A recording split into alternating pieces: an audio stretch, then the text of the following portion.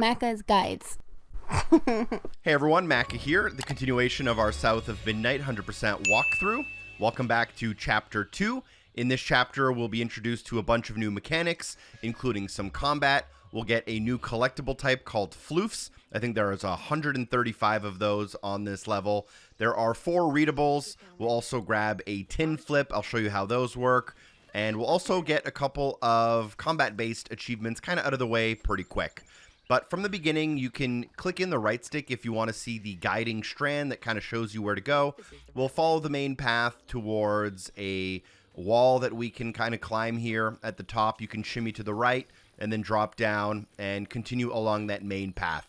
There are a couple of kind of small little paths you can go down and kind of look at scenery, engage with animals in some instances. But if it's not necessary for our completion, I'll generally be skipping it. This is definitely not going to be a speed run of any kind, but we are going to be moving pretty quickly through the game during when we can through kind of the most important parts. Here you'll be introduced to the brambles that I did briefly mention earlier on. They are kind of obstacles that you can hit as you are navigating or platforming. They'll cause a little bit of damage and hurt you, and sometimes cause you to kind of fall off of your platform. But nonetheless, just watch out for them when you are navigating in general from this point forward.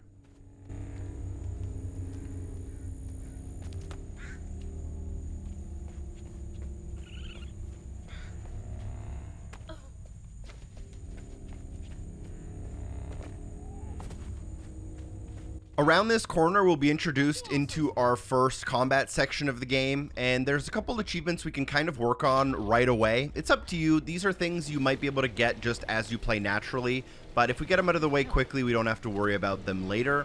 You'll be introduced to the mechanics, which are basically that you can lock on to an enemy by clicking in the right stick, you can attack that enemy with the X button, and you can dodge with the B button. 2 achievements that I can quickly work on and grab are for perfect dodges. A perfect dodge happens when an enemy is attacking you, and right as they're about to attack you, you can dodge.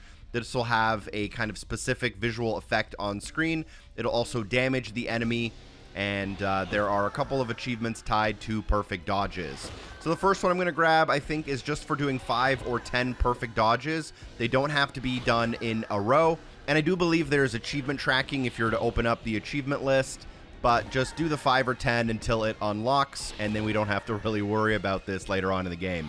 It's also decent practice for some of the timing to do against some of the enemies we'll be fighting. One thing to notice is that after you do kill an enemy, you can unravel them, which is a mechanic that you should be participating in. Unraveling a haint does allow you to gain a little bit of health back, as well as a little bit of recharging of your abilities, which will unlock later. Unraveling your first haint and getting some perfect dodges in unlocks an achievement for each of those things. The next thing I'll quickly work on is I'll allow the enemy to get me into low health, which is the blinking red health. And there's an achievement for performing perfect dodges while having low health. So I think you have to do 5 dodges while your health is blinking red.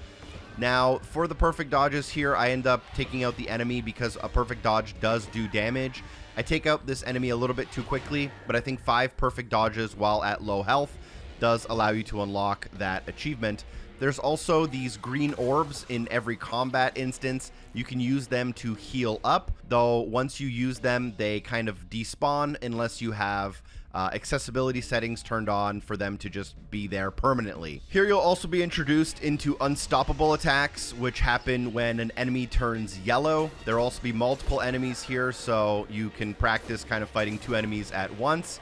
Generally, when there's 2 enemies, I'd recommend just focusing on one and taking them out as quickly as possible. But I do want to grab this close call achievement for getting perfect dodges while my health is low. So I am going to take out one of these enemies, allow another enemy to kind of hit me for my health to be low, get a couple of perfect dodges in order to get that close call achievement to unlock, and then I can round out this fight by unraveling the stigma in the middle of the arena. So that was kind of a longer fight because we're trying to get a couple of the dodges in, but once this fight is over, unravel the haint and continue forward. We are going to unlock some abilities pretty soon here that'll make the combat a lot more fun. So Kofar Road. Hope I'm nowhere close to that place. It's those voices again. Might be worth checking out.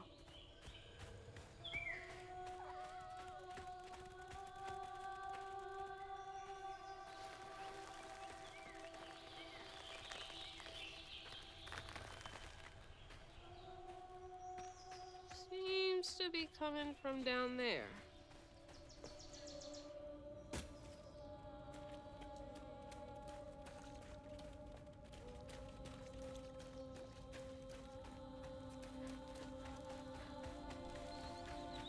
Sounds like I'm getting closer.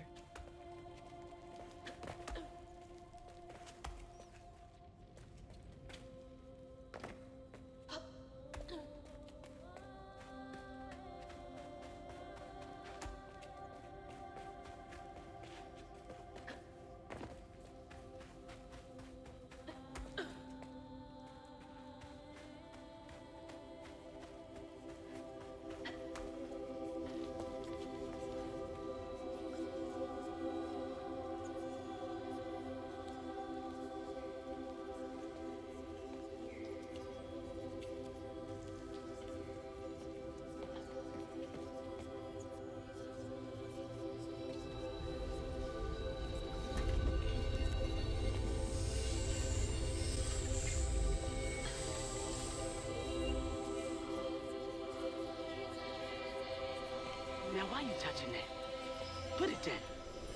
Keep those hands to yourself. We pack light for a reason. They can't have gone far. When I find them, I swear I'm gonna shoot them.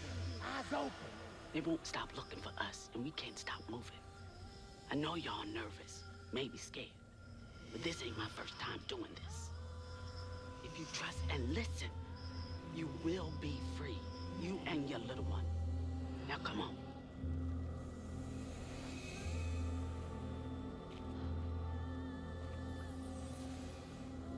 I'll take you to the river. We got a long journey ahead. What the fuck? Am I seeing things? This can't be real. But they looked so real. As we come out of that cutscene, follow the main story path here, and we're going to get our first instance of Floofs. So this level has 135 Floofs. It's a currency you use to upgrade your skills and abilities. And in this instance, unraveling this haint grants us with 5 Floofs.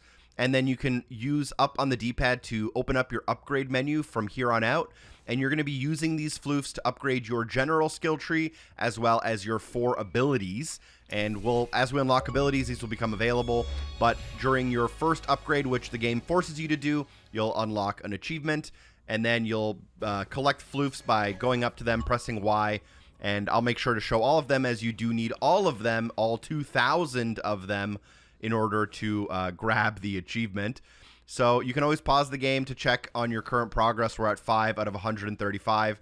And generally, moving forward, Floofs look like this, which is a strand of blue light. As you approach it, you can interact with it in order to grab them.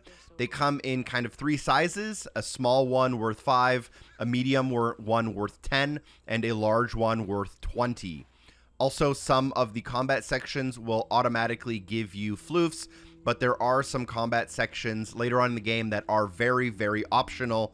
So I'll make sure to show you those if you need them, so that we don't have to redo levels too often.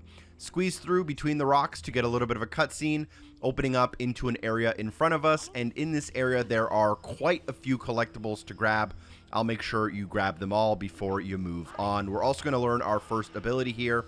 So after the cutscene ends, the family kind of disappears in front of us.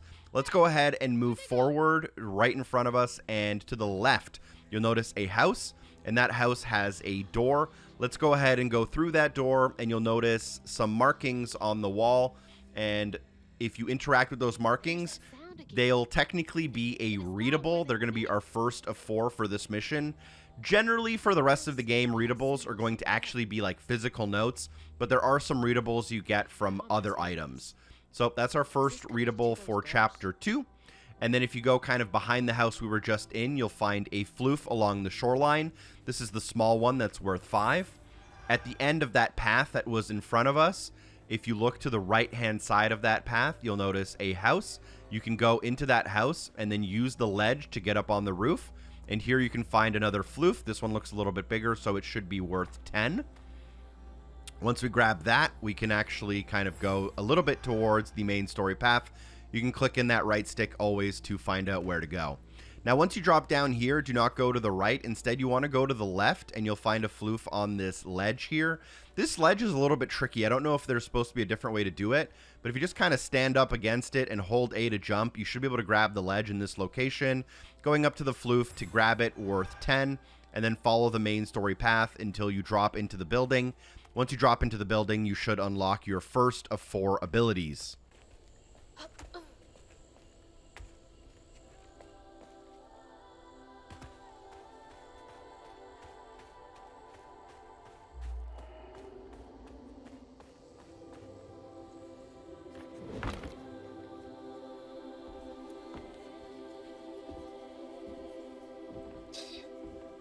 Whole family's forced to make do with so damn little.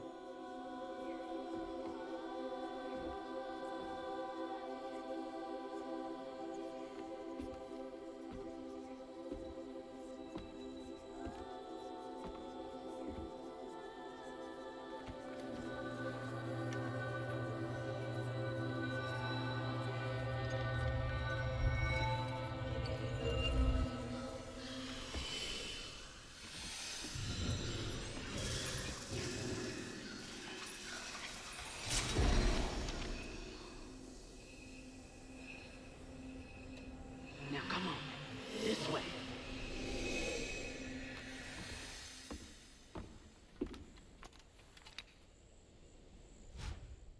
So this ability is called the Weave spell. You can use it during platforming to materialize certain objects in the world that are required for the platforming.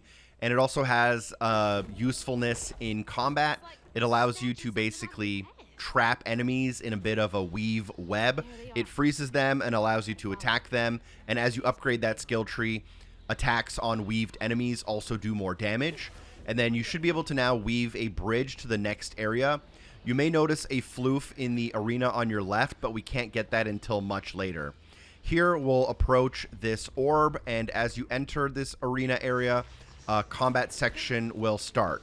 Many combat sections start like this in the game, where you kind of approach, the walls cave in around you, and you just have to defeat all of the enemies with whatever strategy you prefer. Pretty early on in the game here, we don't have too many options. Obviously, pressing LB to weave an enemy and encase them in that kind of web allows you to do a lot of damage very quickly, but unravel the stigma once you complete the fight. Where are y'all coming from? Gotcha.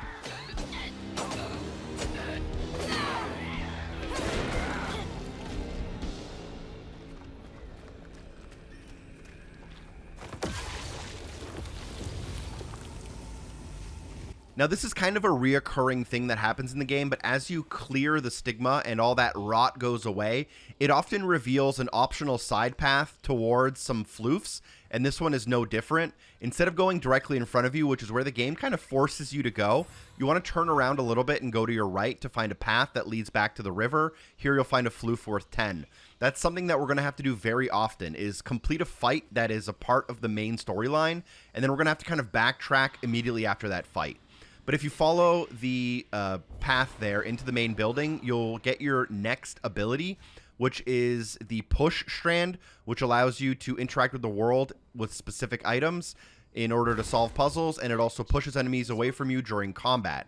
And around the corner here, as you come down the hill, you'll be introduced to your first tin flip. Tin flips are a specific type of collectible that are a part of the floofs, but for some reason there's also a separate achievement for them. So in order to get the completion, we'll have to get all of the tin flips, but that's just because we're getting all of the floofs anyways. So come down the hill and to your left, grab the tin flip. Your first tin flip is worth 5, and you will unlock an achievement for doing so. And then along that path, you can move towards the cart. There's another tin flip off of the path here next to the cart. Make sure you grab that as well before you push the cart so that you can use it as an item to cross over the fence. Use your push in order to get through the next fence. And as you come around the corner, you may notice a fight, which we are going to ignore temporarily. The reason we want to ignore that fight is because there are a few collectibles we don't want to miss before the fight. Just off to your left, this is a small little fenced-in area with a 10-point floof inside. We could have seen it from the bridge we took earlier, but this is the first time we have access to it. As you exit that little kind of fenced-in area, keep on the side path to the left, close to the river, to find another tin flip. Make sure you grab that tin flip. We now have a total of 75 floofs available for our upgrades. You're free to spend them as you want. I'm going to spend them a little bit later on in a specific way. Enter the arena now and feel free to just kill enemies in whatever fashion you desire. You're free to obviously weave them and get through the fight as quickly as possible.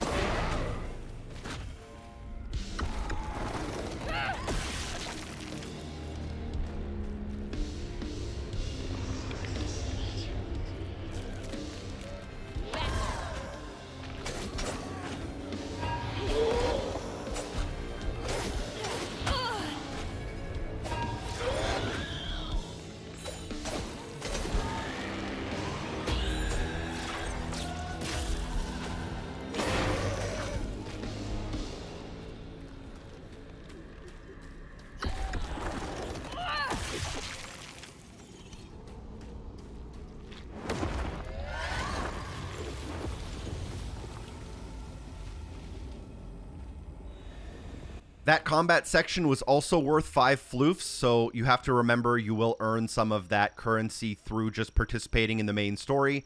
And as I've mentioned previously, once you clear that stigma away, you have a side path that you can now access. At the end of that side path, find 5 more floofs. I'm going to say floofs probably 1,000 times in this walkthrough, but you want to make sure you grab that on the side path before you push along that main path and into the barn house. In the barn house, you'll learn your 3rd out of 4 abilities. Our 4th ability comes quite a few chapters away from now, but we have our weave strand, we have our push, and now we have our pull. Those are going to be bound to the LB, RT, and LT buttons, and you'll be using them during platforming and during combat. I wouldn't really call this a puzzle, but this is a part of the kind of light puzzles in some of the platforming. You're going to have to pull the box, and then you can get behind it to push it.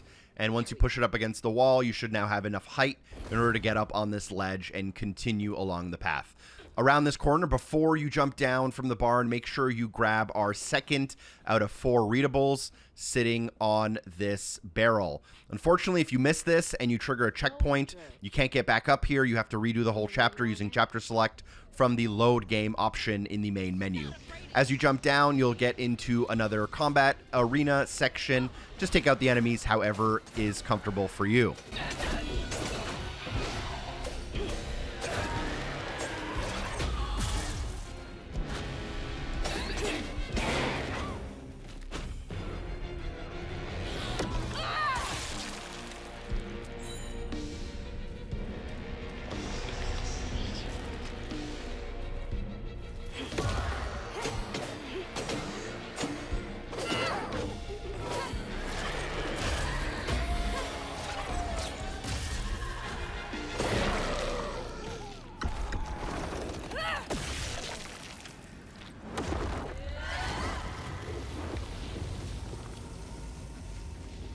Because you're slowly becoming a South of Midnight pro, just like me, you know that after we cleared out the stigma in that fight, there's going to be some collectibles kind of behind us.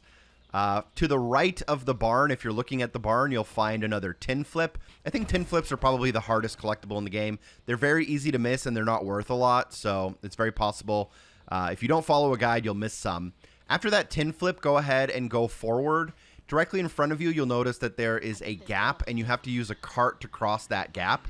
So go up the train tracks, destroy the wall, and then pull the cart. You do have to watch out so the cart doesn't hit you, or else it gets pushed back. And behind the cart, you can find some floofs. Make sure you grab those. And instead of going to the left as you come out of these train tracks, go to the right. These are probably the most hidden of collectibles for Chapters 2's purposes. There's some much worse ones later on in the game. But if you break through the branches here, you can find a small little side path. There is our 3rd out of 4 readables, and there is also a group of 10 floofs. And you want to make sure you grab these as we are approaching the end of the chapter, and you don't want to have to replay the entire thing to grab them. Ignore the small text on screen that says I have 130 available floofs, as this was filmed a little bit out of order, but now we can rejoin the main story path and grab the floof here before we jump over the gap using the cart that we moved on the train tracks. Entering the cave is kind of a point of no return to the end of the chapter, but there are a few more collectibles we'll still have to grab. As we enter the cave, you should notice the kind of glowing blue light on the rock to the left. You should also notice the prompt next to it. Make sure you interact with it, though. This is going to get our 4th and final readable for Chapter 2. There are many chapters with 10 plus readables later on in the game, by the way, so don't get used to them being so sparse. And now you can continue a little bit further into the cave. Still a couple of things to grab, and we're going to have a little bit of a checklist at the end just to make sure we're on the same page, no pun intended. Let's go through the cave a little bit here. There's going to be some pretty obvious platforming sections. We're going to have to weave a small little platform to cross a gap. We'll get to a rock wall where we will be introduced into a little bit of a new mechanic. What we can do is use our pull to grab certain objects and then use our push to throw those objects, and in some cases they can interact with the world in a specific way. So here we can grab the rock, throw it against the branches, and this will clear the kind of holding platforms for us. Do not go up those platforms just yet. Instead, you can drop down into the creek that runs along the middle of the cave, form a weave on the boat in order to get across this gap, picking up a weave strand here, and only now should you go towards the end of the level. We will do a little bit of a checklist just to make sure we're all on the same page by the time we're done every chapter. But at this point, you should have 4 out of 4 readables. I believe you should have 135 out of 135 floofs. And you do not have any health filament upgrades quite yet, as the first one, I believe, is in the next chapter. I'm also going to spend my floofs on a couple of specific upgrades, and I'm going to show you which ones those are. Feel free to pause the game to see the 135 out of 135 and the 7 out of 103 for readables now in total.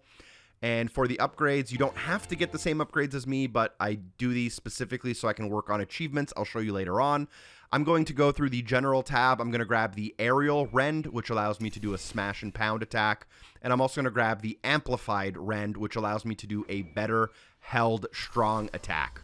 Those two are going to get us down to 0 floofs, but you can now squeeze through the rocks in order to end off Chapter 2. You know the drill. Drop a like, share the video with a friend. Special thanks to everyone on Patreon for supporting the show. Peace.